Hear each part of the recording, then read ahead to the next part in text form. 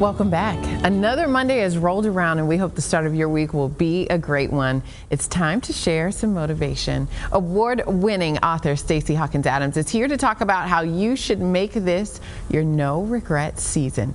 Do what you can to make yourself proud. Happy Monday. Happy Monday. This is important. Yeah. No regrets. I like to think that I live with no regrets. However, it can be harder depending on the season. But this year we're saying this is the season. Take advantage of it right now. This is the season, right? And just really be intentional. You know, when you think about it, we have 7 weeks left. Oh my year, goodness. Which is insane for us to think about.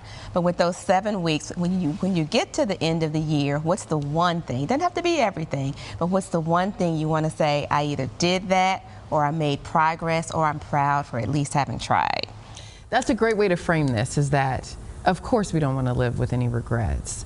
But instead of thinking about the whole rest of your life, let's think about the next couple weeks and what it means to get through the holiday season, going into next year, and not having that one regret, that thing you'll look back on January 1st and say, I wish I had. Absolutely, absolutely. That could be an actual activity or something you need to accomplish, a goal. It could be an attitude shift. It could be improving your health. What's that one thing that you're like, I can say that I started the year with this goal. I've done something toward it. I've made the progress. I've shown myself that I have it in me. And that can be tough at this time of year when we are starting, the hustle and bustle is happening.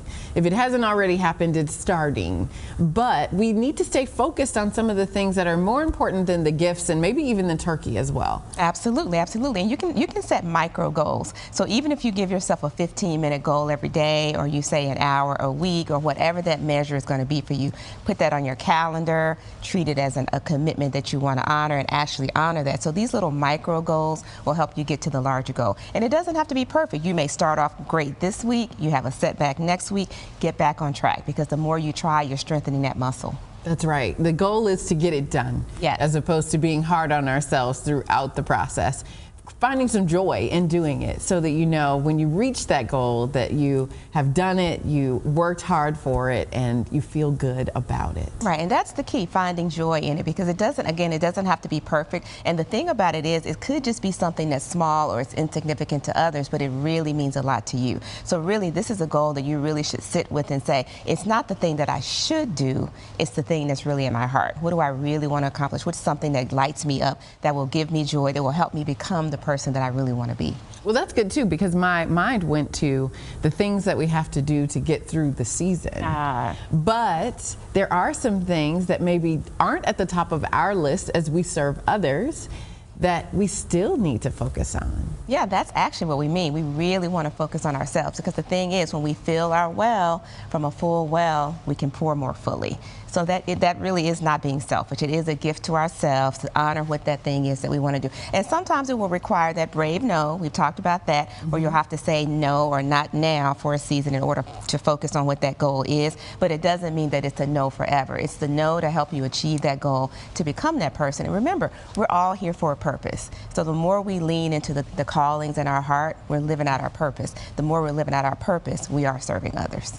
That is so good, and such a great time to think about these things, again, as the to-do list lengthens, to spend some time on yourself. Maybe not every day, but at least hopefully every week, so you can get to the finish line knowing I did a little something for myself in the midst of it all, and it all seemed to work out. And when you do that, you will have fewer regrets. That's right. That's right. Well, this is such a great time, like I said, to talk about this and to be reminded. Now, I have to ask you, what is your goal? Oh, gosh. I actually spent some time in my writing cave this weekend. So one of my goals is I'm working on an essay for an anthology that I'm going to be participating in. So I'm going to finish that. And I also have 2 novels in the work that I've been working on back and forth over the years. So my goal is to finish the first draft revisions of 1 novel, finish this essay, and I'm also going to do some baking that I haven't done. So those are 3 goals. They don't sound like self-care, but writing gives me joy, baking gives me joy. It reminds me of my mother. This is her season to bake. So those things are going to actually fill my well so I can pour out to others. That's right. And you might learn a little something along the way. We're going to hold you accountable for those goals. How about that? I got to think about mine. I'll report back next Monday. Okay. But the good news is Stacy is going to be back. We always appreciate you coming in and reminding us that we can, tackle this season with no regrets. Well, if you're interested in learning more about Stacy and the weekly Motivational Monday newsletter she offers by email, you can visit stacyhawkinsadams.com.